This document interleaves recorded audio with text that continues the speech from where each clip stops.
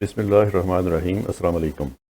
Welcome to this lecture 30 on general science and ability. और आज का ये लेक्चर जो है ये फूड क्वालिटी के ऊपर है और इसमें हम फूड डिटीरियोरेशन और फूड अडल्ट्रेशन पे बात करेंगे। अगर आपने मेरा चैनल सब्सक्राइब नहीं किया तो अभी सब्सक्राइब कर लें ताकि CSS से रिलेटेड आने वाली वीडियोस आपको मिलती। अगर ये लेक्चर आपको पसंद आए तो इसको लाइक ज़रूर करें और अपने फ्रेंड्स के साथ शेयर भी। तो आए शुरू करते हैं आज का लेक्चर फूड क्वालिटी। जब हम फूड की बात करते हैं तो उसमें एक टर्म जो है वो हमारी फूड सेफ्टी है और दूसरी टर्म जो हम यूज़ करते हैं वो food quality. Food safety refers to all those hazards whether chronic और acute that may make food injurious to the health of the consumer. Food safety ये है कि खुराक के अंदर ऐसे एलिमेंट शामिल हों जो हमारी सेहत के लिए नुकसानदेह हों तो उसको हम कहते हैं food safety. It is not negotiable. इस पे किसी किस्म का कंप्रोमाइज़ नहीं किया जा सकता, क्योंकि अगर हम फूड सेफ्टी का ख्याल नहीं रखेंगे और ऐसी खुराक खा लेंगे जो हमारे सेहत के लिए नुकसानदेह है या हमारे जिस्म के लिए नुकसानदेह है तो वो हमारे लिए फिर बहुत सी डिजीज़ और बीमारियाँ लेके आए। उससे हमें फूड पॉइजन का ख़तरा होगा और वो हमारी सेहत के लिए नुकसानदेह होगा। जब हम फूड क्वालिटी की बात करेंगे तो उससे मुराद होगी all other attributes that influence the products value. Quality का इम्पैक्ट उसकी वैल्यू के ऊपर है, उसकी कीमत के ऊपर है, और सेफ्टी का जो दारोमदार है वो हमारी सेहत के ऊपर है। तो सेहत कंप्रोमाइज़ नहीं हो सकती, ये निगोशिएबल नहीं है। क्वालिटी निगोशिएबल हो सकती है कि आप फल बहुत अच्छी क्वालिटी का ले लें या फल दरमियानी क्वालिटी का ले लें, लेकिन उसके अंदर सेफ्टी का एलिमेंट लाजमी होना चाहिए। जब हम फूड क्वालिटी की बात करेंगे तो उसमें क्वालिटी में कुछ नेगेटिव एट्रीब्यूट्स हैं जो उसकी क्वालिटी को ख़राब करते हैं और कुछ पॉजिटिव एट्रीब्यूट्स हैं जो उसकी क्वालिटी को अच्छा करते हैं। जो नेगेटिव एट्रीब्यूट्स हैं किसी भी फूड क्वालिटी के वो है उसकी spoilage, contamination with filth, discolouration, off odour. अब इसमें जब हम कोई भी फसल उगाते हैं या कोई भी चीज़ हम पैदा करते हैं तो उसको पैदावार से लेके कंज्यूमर तक पहुंचाने में बड़े मराहल का सामना करना पड़ता है। उसमें वो कंटेमिनेट भी होती है। मसलन सब्जियां हैं वो उनमें मिट्टी पड़ सकती है, उस पर गर्द पड़ सकती है, उसका कलर ख़राब हो सकता है धूप में पड़े रहने से, या उसकी थोड़ी सी ऑर्डर उसका ख़राब हो सकता है। तो ये चीज़ें जो है ये क्वालिटी को डिपेंड करती हैं, और इसमें अगर ये चीज़ें आपकी क्वालिटी के अंदर आ गई हैं तो उसकी क्वालिटी पे उस पर मनफी असरात पड़ेंगे। और जो पॉजिटिव एट्रीब्यूट्स हैं क्वालिटी के वो हैं उसका ओरिजिन, चीज़ें कहाँ की बनी हुई हैं। बाज़ जगह मशहूर होती है कुछ चीज़ों के बनने में, कुछ फूड के बनने में। जैसे अगर हमने आम खाने हो तो हम मुल्तान के, मुजफ्फरगढ़ के, रहीम यार खान के और इसी तरीके से मीरपुर ख़ास के जो पॉपुलर हैं तो उसका ओरिजिन जो है उसकी क्वालिटी पे पॉजिटिव इम्पैक्ट डालता है। इसी तरह जब हम फल ख़रीदते हैं या सब्जियां ख़रीदते हैं तो उसमें अगर कलर अच्छे हों तो वो ज़्यादा खुशनुमा लगती हैं, और इसी तरह अगर उनमें फ्लेवर ज़्यादा हो, खुशबू ज़्यादा आ रही हो तो वो अट्रैक्ट करती है। इसी तरह उसका टेक्सचर अगर अच्छा हो, उसमें स्वीटनेस हो, processing method of the food कि उसको पैक सही तरीके से किया गया हो, उसको पकाया सही तरीके से गया हो और उसको ट्रांसपोर्ट सही तरीके से किया गया हो, तो ये चीज़ें उसकी क्वालिटी पे मुस्बत असर डालती हैं या मुस्बत अंदाज में असरअंदाज होती हैं। तो जब भी हमने फूड की बात करनी है तो ये दो एलिमेंट उसके जो है फूड क्वालिटी और फूड सेफ्टी को मद्देनजर रखना। Typically, the term food quality represents the sum of all properties and attributes of a food item that are acceptable to the customer. तो मजमूई तौर पर एक ऐसे उसके अंदर एट्रीब्यूट्स अगर हों फूड के अंदर कि जो खरीदार मजमूई तौर पर मुतमिन हो और ख़रीद ले, उसको हम कहते हैं food quality. The food quality attributes include appearance, including size, shape, gloss, color and consistency, texture, flavour and nutritional contents. तो फूड क्वालिटी के अंदर ये 7-8 एलिमेंट हैं जो हम जब सब्जियां खरीदने जाते हैं या फल खरीदने जाते हैं या कोई भी खाने पीने वाली चीज़ खरीदने जाते हैं तो ये हम देखते हैं। अपीयरेंस देखने में कैसी लगती है, उसका साइज़ कितना है, शेप कैसी है, उसका ग्लॉस कितना है, उसका कलर कैसा है, टेक्सचर कैसा है, फ्लेवर कैसा है, और उसके न्यूट्रिशनल कंटेंट। सबसे ज़्यादा हम क्या देखते हैं, उसकी न्यूट्रिशनल वैल्यू क्या है। तो इसको हम कहते हैं कि ये फूड क्वालिटी के एट्रीब्यूट्स। फूड जिस किसी भी उसका साइज का हो, या जिस किसी भी वैरायटी का हो, या जिस किसी भी डायमेंशन का हो, या उसकी कोई भी किस्म हो, फूड किसी भी किस्म का हो, तो उसमें वक्त के साथ साथ डिटीरियोरेशन आती है, वो इन्हतात का शिकार होता है। उसने वक्त के साथ, पैसेज के साथ, वक्त के साथ साथ उसने खराब होना है। All food undergoes various degree of deterioration during storage. जब कोई फसल हम खेतों से काटते हैं और उसको खाने के अमल तक लाने के लिए उसको बहुत से प्रोसेसेस में से गुजरना पड़ता है, और इस प्रोसेसेस में हर जगह पे वो किसी न किसी तरीके से डिटीरियोरेट होती है। डिटीरियोरेशन में include loss of organoleptic desirability, nutritional value, safety and aesthetic appeal. तो ये डिटीरियोरेशन किसी भी एस्पेक्ट में हो सकती है। ये उसकी न्यूट्रिशनल वैल्यू में हो सकती है, ये उसकी सेफ्टी में हो सकती है, ये उसकी एस्थेटिक अपील या देखने में या नजर आने में जो अच्छी लग रही है सब्जी, उसमें हो सकती है। तो ये डिटीरियोरेशन फूड आइटम में with the passage of time होती रहती है, और ये 4 डायमेंशन है उसके जिसमें उसकी डिटीरियोरेशन होनी है। Organoleptic desirability, nutritional value, safety या एस्थेटिक अपील। फूड में चेंज इन कलर, इसमें कुछ फिजिकल चेंजेस भी आ सकती हैं। इसमें कलर चेंज हो सकता है, टेक्सचर चेंज हो सकता है, फ्लेवर चेंज हो सकता है, या इसकी क्वालिटी एट्रीब्यूट्स जो हैं वो चेंज हो सकते हैं, उसका टेस्ट चेंज हो सकता है, और उसकी स्मेल चेंज हो सकती है। तो इसमें बहुत सी चेंजेस आ सकती हैं। इसमें जो डिटीरियोरेशन की काजेज हैं, ये न्यूमरस काजेज हैं, और बहुत सी काजेज हैं। इसमें एंजाइम चेंजेस आती हैं, इसमें केमिकल चेंजेस आती हैं, इसमें कलर की चेंजेस आती हैं, फ्लेवर की चेंजेस आती हैं, इसमें न्यूट्रिशनल क्वालिटी की चेंजेस आती हैं, इसमें फिजिकल चेंजेस आती हैं, बायोलॉजिकल चेंजेस आती हैं, माइक्रोबायोलॉजिकल चेंजेस आती हैं, और इसमें जो रोडेंट्स हैं, ये कीड़े मकोड़े, चूहे और इस तरह के जो इंसेक्ट्स हैं या एनिमल्स हैं, वो इसके अंदर चेंजेस लाते हैं। तो ये चेंजेस जो हैं फूड में, ये 9 तरीके से आ सकती हैं। 9 तरीके से फूड जो है ये डिटीरियोरेट हो सकता है। आने वाली स्लाइड्स में हम डिटीरियोरेशन की ये तमाम काजेस को डिटेल के साथ डिस्कस करेंगे। इन चेंजेस में सबसे पहले हम देखते हैं कि एंजाइम्स कैसे चेंज होते हैं फूड के अंदर। The major factor useful in controlling enzyme activity are temperature, water activity, pH and chemicals. तो जो भी हमारे फूड है उसके अंदर जो एंजाइम चेंज आते हैं वो टेम्परेचर की वजह से, वाटर एक्टिविटी की वजह से, उसके अंदर पीएच वैल्यू है उसकी वजह से, और केमिकल्स की वजह से आता है। एंजाइम्स हैव अनडिजायरेबल और डिजायरेबल कॉन्सिक्वेंसेस। तो एंजाइम्स के जो कॉन्सिक्वेंसेस हैं उसमें से कुछ अच्छे हैं और कुछ अनडिजायरेबल हैं। सबसे पहले जो उसमें एंजाइम चेंज आता है that is post harvest spoilage of fruit and vegetable. जैसे ही हम सब्जियां और फल उसकी हार्वेस्टिंग करते हैं, उसके फौरन बाद उसकी स्पॉइलेज का प्रोसेस शुरू हो जाता है। Oxidation of phenolic in plant tissues leading to browning, उसका कलर चेंज हो जाता है, वो ब्राउनिश होना शुरू हो जाता है। Sugar starch conversion in plant tissues by an amylases, और एमिलेसिस का प्रोसेस शुरू होता है उसमें, और शुगर की स्टार्च में कन्वर्शन का प्रोसेस फलों में शुरू हो जाता है। Post harvest demethylation of pectic substances in plant tissues leading to softening of plant tissues during ripening and firming of plant tissues during process. तो वो फल पकना शुरू हो जाता है और उसकी राइपनिंग का प्रोसेस शुरू हो जाता है। तो ये तमाम चीज़ें जो हैं ये एंजाइम चेंज की वजह से फूड में होती हैं। उसके बाद उसमें केमिकल चेंजेस शुरू हो जाती हैं। Chemical reaction are responsible for change in colour and flavour of food during processing and storage. जब हम फूड प्रोसेस कर रहे होते हैं या स्टोर कर लेते हैं तो उसमें एक तो कलर की चेंजेस आती हैं, दूसरी उसमें फ्लेवर की चेंजेस आती हैं। Lipid oxidation rate and course of reaction is influenced by light, local oxygen concentration, high temperature, the presence of catalyst like metals such as iron and copper and water activity.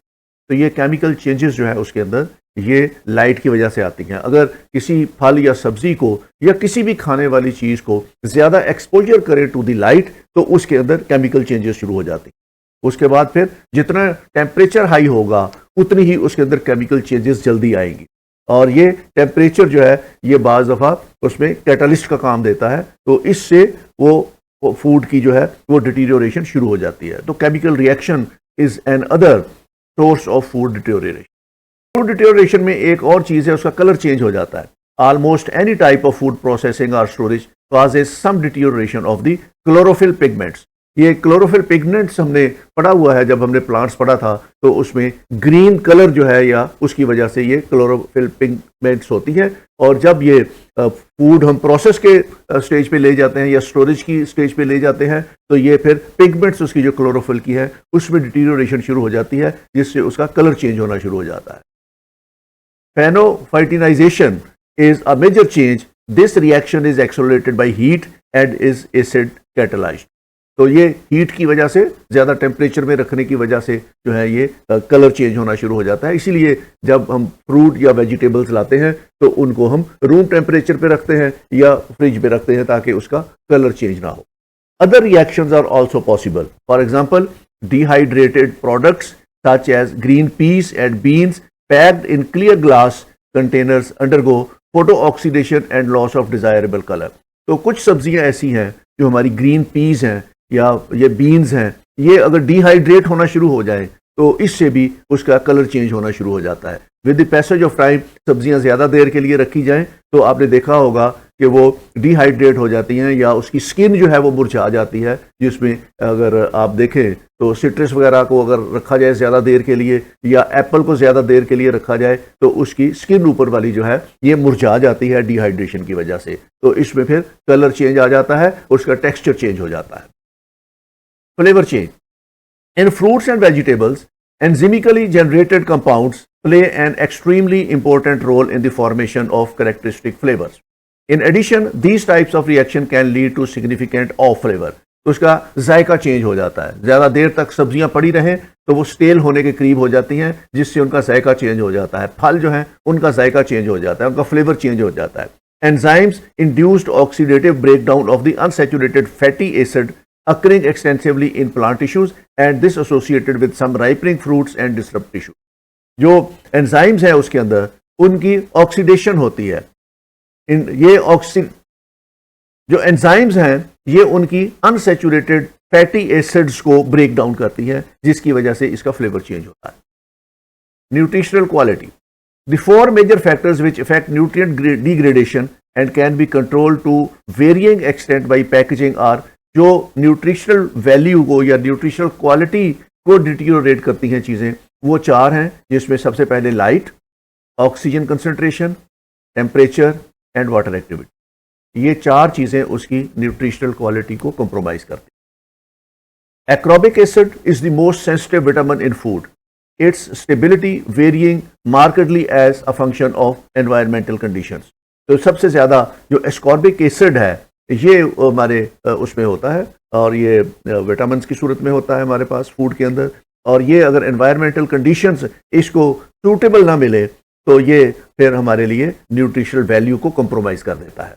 The nature of the packaging material can significantly affect the stability of ascorbic acid in food. अगर उसको सही तरीके से pack ना किया गया हो, उसको ज़्यादा एक्सपोज रखें हम फूड को लाइट में या एक्सपोज रखें टेम्परेचर में, या उसकी वाटर एक्टिविटी जो है वो कम हो जाए, उसके अंदर मॉइस्चर कम हो जाए, तो उससे फिर न्यूट्रिशनल वैल्यू कंप्रोमाइज हो जाती है। Physical changes, one major undesirable physical change in food powders is the absorption of moisture. तो बाज़ दफ़ा ऐसे हमारे पाउडर्स होते हैं, फूड पाउडर्स होते हैं, जिनमें अगर मॉइस्चर कंट्रोल ना किया जाए तो वो ख़राब हो जाते हैं। अगर उसमें एक्स्ट्रा मॉइस्चर चला जाए तो वो ख़राब हो जाते हैं। जैसे जितने भी हमारे पास ये मसाला जात हैं या नमक है, मिर्च है और इस तरह के जो पाउडर्ड फूड की सूरत में चीज़ें मिलती हैं, उनको रैप किया जाता है ताकि उनके अंदर मॉइस्चर कंटेंट्स को कंट्रोल रखा जाए। अगर उनमें मॉइस्चर चला जाए तो फिर उसमें और पैकेजिंग की फॉल्ट की वजह से चला जाए, या वो ज़्यादा एक्सपोज्ड हो टू दी मॉइस्चर कंडीशंस, या ह्यूमिडिटी ज़्यादा हो जहाँ पे उनको स्टोर किया गया है, तो उससे उनकी फिजिकल चेंजेस उसमें आ जाती हैं। It can occur either as a result of the poor selection of packaging material. अगर पैकिंग मटीरियल नाकस इस्तेमाल किया गया है तो उसकी वजह से भी उसमें मॉइस्चर जा सकता है, और failure of the packaging integrity during storage. और स्टोरेज में अगर उसमें कैपेसिटी जो है वो आपकी ठीक नहीं है तो उसमें भी ये मॉइस्चर जा सकता है। Moisture absorption is associated with increased cohesiveness. आपने देखा होगा कि अगर आप अपना व्हीट फ्लोर है उसको एक्सपोज करें टू द मॉइस्चर, तो वो जो है उसके अंदर मॉइस्चर कंटेंट ज़्यादा होने की वजह से उसमें फंगस अटैक हो सकता है, उसमें फंगी आ सकती है। इसी तरह बाकी फूड जो है उसको अगर ज़्यादा मॉइस्चर को एक्सपोज किया जाए तो वो डिटीरियोरेट हो जाते हैं। बायोलॉजिकल चेंजेस, इसमें इसकी माइक्रोबायोलॉजी चेंज हो जाए। Micro organism can make both desirable and undesirable changes to the quality of the food during food preservation process और rise unintentionally and subsequently grow to product food spoilage. तो biological changes अगर उसके अंदर आए तो उससे भी फूड के अंदर डिटीरियोरेशन हो जाती है। The two major groups of microorganism found in the food are bacteria and fungi. अगर उसमें बैक्टीरियल अटैक हो जाए, जब बैक्टीरिया पैदा हो जाए या फंगी अटैक हो जाए, तो उसमें फिर ये बायोलॉजिकल चेंजेस उसमें आ जाती हैं। The latter consisting of yeast and moulds. तो आपने देखा होगा घरों में भी आमतौर पर जो हमारी खुराक होती है या चीज़ें हमने रखी होती हैं तो उसमें फंगी अटैक हो जाता है या उसमें बैक्टीरियल अटैक हो जाता है, तो वो स्टेल हो जाती हैं, बासी हो जाती हैं, उसमें से स्मेल पड़ जाती है, बदबूदार हो जाती हैं, लेसदार हो जाती हैं चीज़ें। और ये ज़्यादातर जो है ये जब टेम्परेचर ज़्यादा हो और गर्मियों के दिन हो तो आपने देखा होगा कि खाना बहुत ज़्यादा बासी हो जाता है और उसको खाने से फिर बहुत ज़्यादा फूड पॉइजनिंग का ख़तरा होता है या उसमें इस तरह की और रिलेटेड डिजीज़ेज हो सकती हैं। Bacteria are generally the fastest growing, so that in conditions favorable to both bacteria will usually outgrow fungi। तो ये बैक्टीरिया बड़ी तेजी के साथ फैलता है, खाना बड़ी जल्दी खराब हो जाता है। गर्मियों में अगर इसको प्रिजर्व ना किया जाए या रेफ्रिजरेटर में ना रखा जाए, इवन रूम टेम्परेचर पे भी रखा जाए, तो इसमें बायोलॉजिकल चेंजेस आना शुरू हो जाते हैं। Food are frequently classified on the basis of their stability as, अच्छा फूड को हम 3 कैटेगरीज में डिवाइड करते हैं और ये कैटेगरीज जो हैं वो non perishable, semi perishable and perishable हैं। तो फूड डिटीरियोरेशन का ताल्लुक डायरेक्ट इनकी इस क्लासिफिकेशन के साथ भी है। जो पेरिशेबल आइटम्स हैं वो बड़ी जल्दी खराब हो जाते हैं। For example sealed and heat processed or canned foods are generally regarded as non perishable. अगर उनको प्रिजर्व कर लिया जाए फूड को और उसको प्रोसेस करके और उसको केन के सूरतों में हम पैक कर लें, जिसको हम पैकेज्ड फूड कहते हैं, तो उसमें फिर इसको हम नॉन पेरिशेबल कहते हैं। इसकी लाइफ जो है वो बढ़ जाती है और ज्यादा देर तक इसको हम रख सकते हैं। However, they become perishable under certain circumstances when an opportunity for recontamination is afforded following processing। लेकिन ये जो नॉन पेरिशेबल फूड है, इसकी अगर प्रोसेसिंग ठीक ना की जाए तो इसमें भी फिर अपॉर्चुनिटी आ सकती है, ऐसे सर्कमस्टांसेस आ सकते हैं कि ये डिटीरियोरेट हो जाए, ये कंटेमिनेट हो सकता है during the process of packing.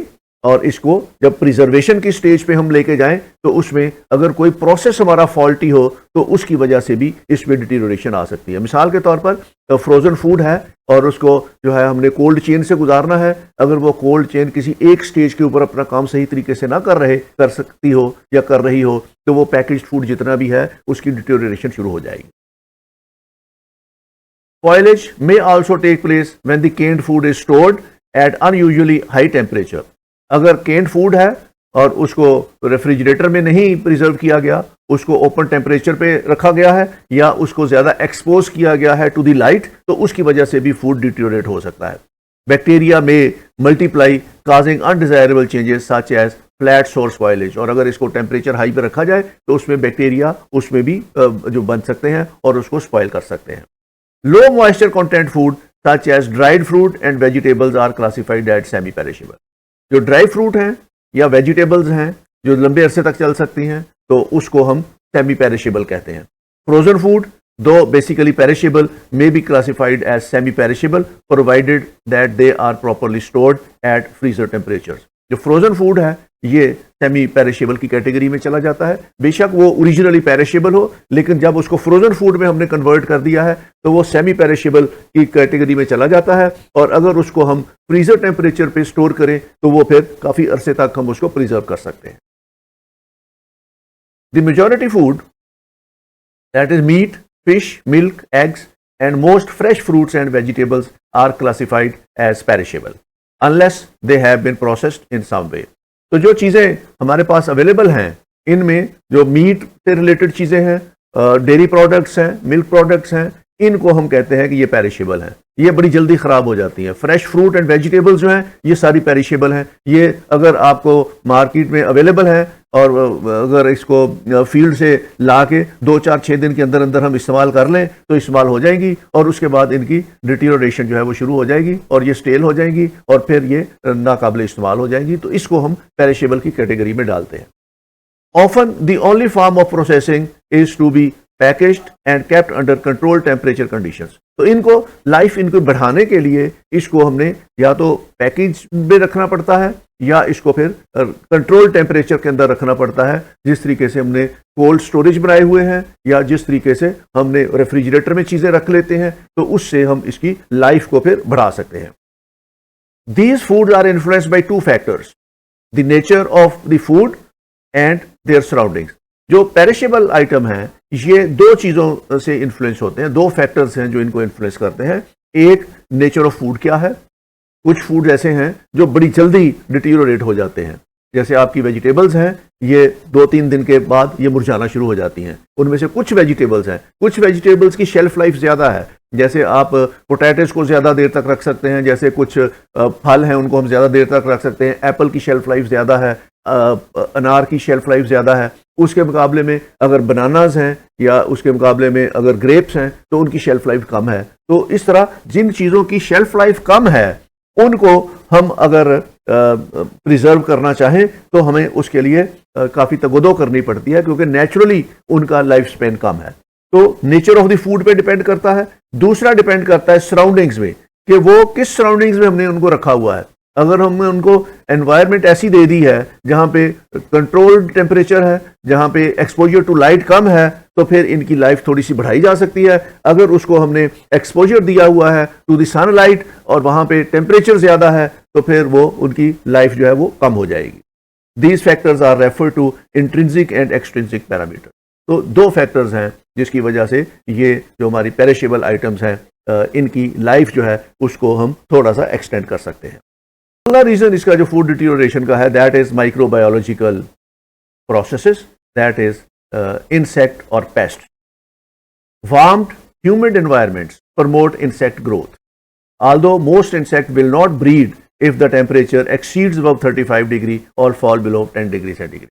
जितने भी ये इंसेक्ट्स हैं इनके एनवायरनमेंट के लिए अगर टेम्परेचर 10 डिग्री से ऊपर हो और 35 डिग्री से नीचे हो तो ये एक आइडियल टेम्परेचर है जिसके अंदर इंसेक्ट ग्रो करते हैं।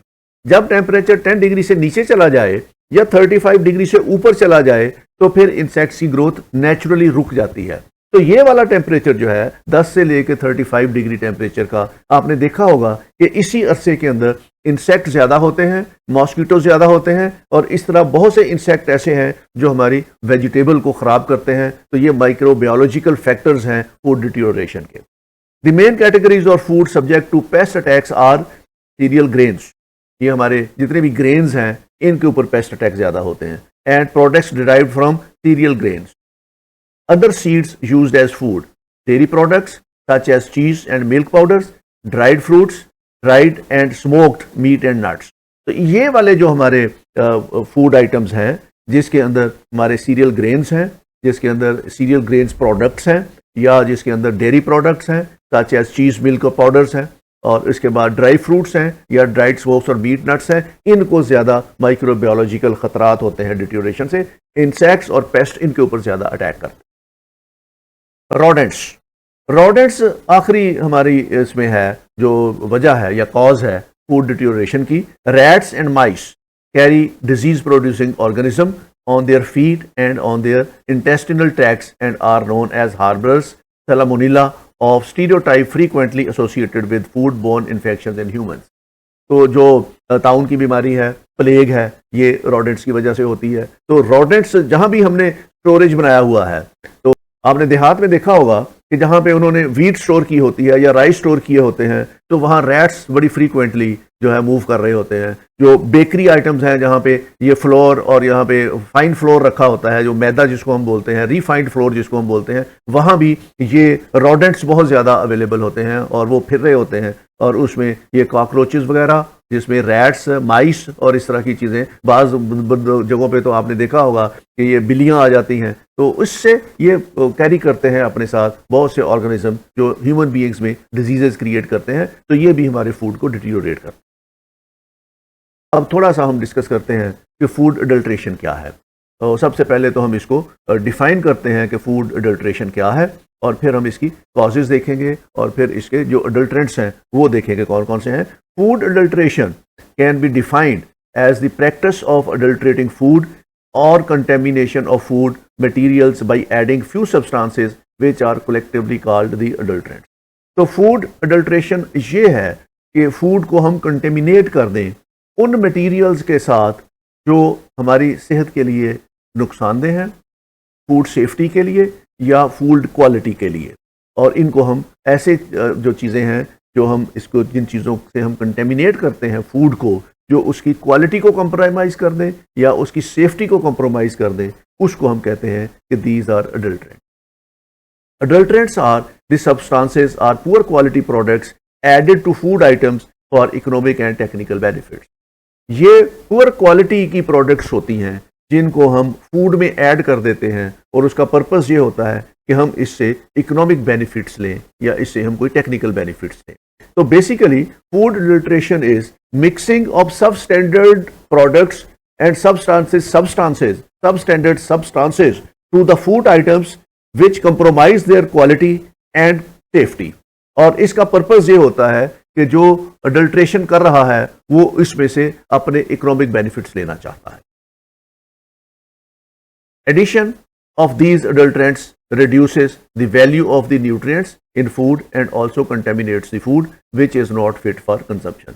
तो इस तरह की अडल्ट्रेशन से एक तो उसकी न्यूट्रिशनल वैल्यू कंप्रोमाइज हो जाती है, न्यूट्रिशनल वैल्यू कम हो जाती है, और इसमें फूड कंटेमिनेट हो जाता है और वो फिर इस्तेमाल के काबिल नहीं रहता, is not fit for consumption, तो उसमें फूड सेफ्टी के इश्यूज अराइज हो जाते हैं।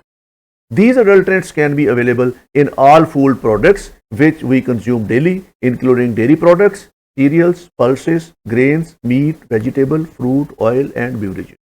तो ये हमारी डेली बेसिस पे जो चीज़ें हम घरों में इस्तेमाल करते हैं और हमारे फूड आइटम हैं, इन तमाम के अंदर ये अडल्ट्रेंट्स जो हैं वो शामिल किए जा सकते हैं, और इस वक्त जो हम कंज्यूम कर रहे हैं चीज़ें, उनमें ये फूड अडल्ट्रेशन कोई इंतहा की है। ये हमारी डेली प्रोडक्ट्स जिसमें दूध है, दही है, और इसमें चीज़ है, और इसमें बटर है, उसके अंदर इस्तेमाल होती है। सीरियल्स के अंदर मिलावट होती है, पल्सेस के अंदर जो दालें हम खाते हैं उसके अंदर मिलावट होती है, और मीट और वेजिटेबल्स के अंदर जो अडल्ट्रेशन होती है, ये मैं आपको अगली स्लाइड्स पे दिखाऊंगा। ये बहुत वसी पैमाने पर वेजिटेबल्स में भी अडल्ट्रेशन होती है। इसी तरह जो बिवरेजेस हैं, ये पेप्सी है, कोक है, या कोल्ड ड्रिंक्स हैं, या जूसेस मार्केट्स में जो मिलते हैं, इसके अंदर अडल्ट्रेशन। कॉमन फूड अडल्ट्रेंट्स जो हैं उसमें adding certain chemicals for faster ripening of the fruits, के ऐसे उसमें मसाले डाले जाएं कि जो फल है या सब्जियां हैं उसकी राइपनिंग जल्दी हो जाए। जैसे आपने अक्सर देखा होगा कि ये जो आम हैं उनके अंदर वो मसाले डाले जाते हैं ताकि उनकी राइपनिंग हो जाए, तो ये अडल्ट्रेशन है। फूड को नेचुरल वे के अंदर जो है वो राइपन होना चाहिए। अगर उसकी राइपनिंग हम फास्ट करते हैं और उसके लिए हम केमिकल यूज करते हैं तो ये अडल्ट्रेशन है food. Mixing of decomposed fruit and vegetables with the good ones, खराब फलों को, सब्जियों को दूसरे फलों के साथ मिक्स कर देना, ये भी अडल्ट्रेशन है। और ये अमूमन जो बाज़ार से फ्रूट चाट वगैरह अवेलेबल होती है उसके अंदर वो अच्छे फल और सब्जियां जो हैं वो इस्तेमाल की जाती हैं, तो उसमें वो ख़राब फल और सब्जियां भी इस्तेमाल कर लेते हैं। तो इस तरह मिक्स कर देना डीकम्पोज्ड फ्रूट को या ऐसी क्वालिटी के फ्रूट को जो सब स्टैंडर्ड है एक अच्छी क्वालिटी के फ्रूट के साथ, ये भी अडल्ट्रेशन है। Adding certain natural and chemical dyes to attract consumers, ऐसे डाइस इस्तेमाल कर देना सब्जियों के ऊपर, फलों के ऊपर, जिससे कस्टमर अट्रैक्ट हो, ये भी अडल्ट्रेशन है। तो मार्केट में आपने देखा होगा जो एप्पल्स मिलते हैं उनको ग्लॉस करने के लिए केमिकल यूज़ किए जाते हैं। जो इसमें पीच मिलता है उसको अट्रैक्टिव बनाने के लिए उसको जो है वो डाइस उसको लगाए जाते हैं, या वो पानी के अंदर डाइस मिला के उनको वहाँ पे डुबोया जाता है। जो आपके पास बनाना है, इसकी राइपनिंग के लिए केमिकल यूज़ किए जाते हैं, केमिकल वाटर है जिसके अंदर उसको डिप किया जाता है। ये तमाम चीज़ें जो की जाती हैं ताकि वो फल देखने में अच्छा लगे, खुशनुमा लगे, या उसमें कलर्स अच्छे नजरें, वो लोगों को अट्रैक्ट करे। तो ये तमाम चीज़ें जितनी भी हैं ये फूड एडल्ट्रेशन के ज़िम्मे में आती है। Mixing of clay, pebbles, stones, sand and marble chips to grains, pulses and other crops. तो आपने देखा होगा जो दालें हम इस्तेमाल करते हैं, जो चावल हम इस्तेमाल करते हैं, जो ग्रेन्स हम इस्तेमाल करते हैं, इसके अंदर मिलावट की जाती है। इसके अंदर पेबल्स डाल दिए जाते हैं, छोटे छोटे पत्थर और कंकरियां डाल दिए जाते हैं। इसके अंदर वो स्पेशली मार्केट में अवेलेबल हैं वो मार्बल चिप्स जो इस तरह की अडल्ट्रेशन के लिए बड़े पैमाने पर इस्तेमाल होते हैं। Cheaper and inferior substances are added wholly or partially with the good ones to increase the weight. तो उसमें इंफीरियर सब्सटेंस चावल हैं, अच्छे चावल हैं, अच्छी क्वालिटी के चावल हैं, उसमें सब स्टैंडर्ड क्वालिटी के चावल मिक्स कर दिए जाते हैं ताकि उसका जो है वो वेट ज़्यादा किया जा सके और उसमें जो प्रॉफिट का मार्जिन है उसको बढ़ाया जा सके। तो इस तरह ये तमाम चीज़ें जो हैं ये फूड एडल्ट्रेशन के ज़िम्मे में आती हैं। अब जो प्रोडक्ट्स हैं और उसके अंदर जो एडल्ट्रेंट्स यूज़ होते हैं और उसका जो हार्मफुल इफ़ेक्ट है वो आप अगर एक नज़र देख लें तो आपको आ जाएगी समझ के हमारे माशरे के अंदर फूड एडल्ट्रेशन किस किस्म की है। मिल्क और कर्ड, इसमें जो है ये स्टार्च पाउडर इस्तेमाल किया जाता है और ये स्टोमिक डिसऑर्डर के लिए हमारे निज़ामे जो हाजमा है उसको, डाइजेस्टिव सिस्टम को ये ख़राब करता है। घी, चीज़ और बटर, इसके अंदर मैश्ड पोटैटो यूज़ किए जाते हैं, वनस्पति यूज़ किया जाता है, इसमें स्टार्च पाउडर यूज़ किया जाता है। ये gastrointestinal disturbance and other stomach disorder. ये ग्रेन्स में dust, pebbles, stones, straw, wheat, seeds, damaged grain use किया जाता है और ये लिवर डिसऑर्डर करता है और टॉक्सिसिटी इन द बॉडी। और इसके अलावा जो पल्सेस हैं इसमें डाइज इस्तेमाल किए जाते हैं, chemical and lead chromate use किया जाता है, इससे स्टोमिक डिसऑर्डर होता है। कॉफ़ी पाउडर के अंदर चिकोरी, टारमेंट सीड्स पाउडर और इससे डायरिया होता है। और टी जो है, टी इसमें आर्टिफिशियल कलरिंग एजेंट, और यहाँ पे जो आपके चने हैं इनका छिलका क्रश करके ये टी लीव्स में शामिल किया जाता है और ये लिवर डिसऑर्डर करता है। तो ये आपके फूड एडल्ट्रेशन में डिफरेंट चीज़ें हैं वो यूज़ की जाती हैं। इसके अलावा शुगर के अंदर चाक पाउडर, वाशिंग सोडा और यूरिया इस्तेमाल की जाती है। Stomach disorder and kidney failure का बायस बनती है। पेपर में ड्राई पापाया सीड और ब्लैकबेरीज शामिल की जाती हैं, इससे एलर्जिक रिएक्शन होता है, स्टोमिक और स्किन इरिटेशन होती है। मस्टर्ड सीड्स के अंदर अर्गिमोन सीड्स यूज़ किए जाते हैं, इसमें abdominal contractions, sluggishness and increased excretion. Edible oils के अंदर mineral oil, karanja oil, castor oil and artificial colour use किए जाते हैं। ये गाल ब्लैडर कैंसर करते हैं, एलर्जीज करते हैं, पैरालिसिस करते हैं। May cause cardiac arrest and increased LDL cholesterol, इससे कोलेस्ट्रॉल लेवल हाई हो जाता है। टर्मेरिक पाउडर के अंदर pesticide residues, sawdust, chalk dust, industrial dyes, metanil yellow, dye arsenic and lead material use किया जाता है। ये कैंसर और स्टोमिक डिसऑर्डर करता है। तो जितने भी ये फूड एडल्ट्रेशन है, और ये जैसे एक तो हम कहते हैं कि फूड एडल्ट्रेशन है, दूसरा जो जाली फूड बनाया जाता है जिसमें जूसेस बनाए जाते हैं, ये जो पेप्सीज हैं और कोल्ड ड्रिंक्स हैं वो जाली बनाई जाती हैं। तो ये तमाम जितने भी एडल्ट्रेशन है फूड की, ये हमारे स्टोमिक डिसऑर्डर करती है, हमारे निज़ामे डाइजेस्टिव सिस्टम को ख़राब करती है, ये हमारे लिवर को ख़राब करती है, ये जिस्म में बॉडी में कैंसर का बायस बनती है। तो इसके फूड एडल्ट्रेशन के हमारी सेहत के ऊपर बहुत ज़्यादा नुकसानात हैं। तो फूड सेफ्टी के इश्यूज़ जो हैं वो थर्ड वर्ल्ड कंट्रीज़ में बहुत ज़्यादा हैं, जहाँ फूड की क्वालिटी पे और फूड की सेफ्टी पे तवज्जो नहीं दी जाती।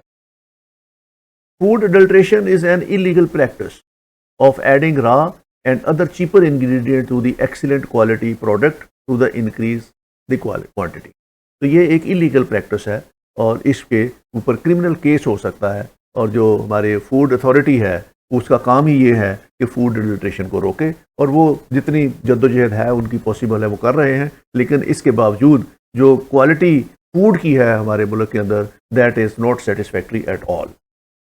Having this adulterated food is highly toxic and leads to several health issues, including certain nutrition deficiency diseases, kidney disorder, and failure of an individual's organ system, including heart, kidney, and liver. तो ये जितनी भी food adulteration है ये हमारी सेहत के लिए बहुत ज़्यादा नुकसानदेह है. इससे किडनी डिसऑर्डर हो सकता है, इससे हार्ट के रिलेटेड इश्यूज हो सकते हैं, इससे हमारे ऑर्गन सिस्टम्स ख़राब हो सकते हैं, और ख़ास तौर पर 3 ऑर्गन्स जो हैं वो इनके बहुत ज़्यादा इफ़ेक्ट होते हैं, that is the heart, kidneys and liver. और जो हमारा डाइजेस्टिव सिस्टम है और जिसमें हमारा स्टोमिक है और इंटेस्टाइन्स हैं वो बहुत ज़्यादा इफ़ेक्ट होती. अब इससे हम सेफगार्ड क्या हो सकता है हमारा फूड अडल्ट्रेशन से? सबसे पहले avoid dark coloured junk and other processed foods. तो कोशिश करें ये जितना प्रोसेस्ड फूड है ये ना इस्तेमाल करें, जंक फूड इस्तेमाल ना करें. जहाँ पे डार्क कलर्ड फूड है जिसमें सॉसेस ज़्यादा डाली जाती हैं वो इस्तेमाल ना करें. और बच्चों को ख़ास तौर पर जो टीन एज हैं, जिनकी ग्रोथ की एज है, उनको ये प्रोसेस्ड फूड से दूर रखें, जंक फूड से दूर रखें जितना रख सकते हैं. Make sure to clean and store all the grains, pulses and other food products. जब इनको इस्तेमाल करना है तो इसको क्लीन करें, इसको अच्छी तरह से धोएं. इसके अंदर जो अडल्ट्रेंट्स हैं, जो पेबल्स की सूरत के अंदर हैं या स्टोन्स की सूरत में शामिल किए गए हैं ग्रेन्स के अंदर, उसको आप खुद अपने सुपरविजन में घर के जो हाउस होल्ड हैं, हाउस वाइफ्स हैं, वो इसको साफ़ सुथरा करें और उसके बाद इनको इस्तेमाल करें.